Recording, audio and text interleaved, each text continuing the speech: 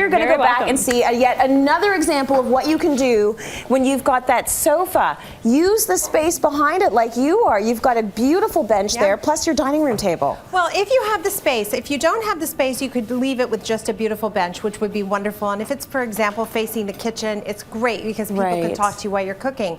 But if you have a little bit more room and you're trying to figure out how am I going to do a living room and a dining room, it feels too small, push them together.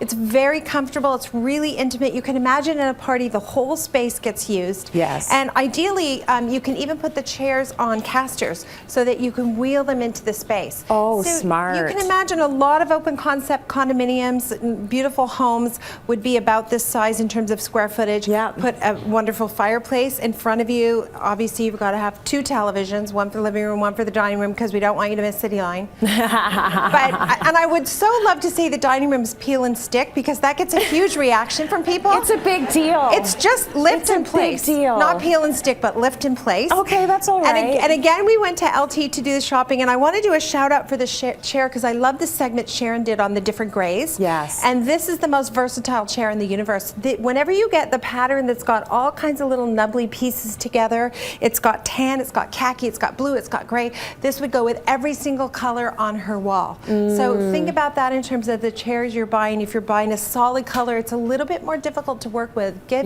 some texture to a piece, becomes really easy to match it with other things. The best thing I like about this space is you sit there, you have your lasagna and your garlic bread and your wine. You are not eating lasagna and garlic bread. Okay, but yeah, I would. Lasagna, garlic bread, and wine. Yeah. And then you're done, and you can barely move, and you just roll to the onto sofa. the sofa. Right? And then the remote control is somewhere here. Is this why I'm not invited to your house? Because there's all this like drinking and rolling going on. There's a lot of loosening of the pants. There's a lot of elasticized waist happening in my I just house. wear it to begin with. That's a party at my place. Okay, great.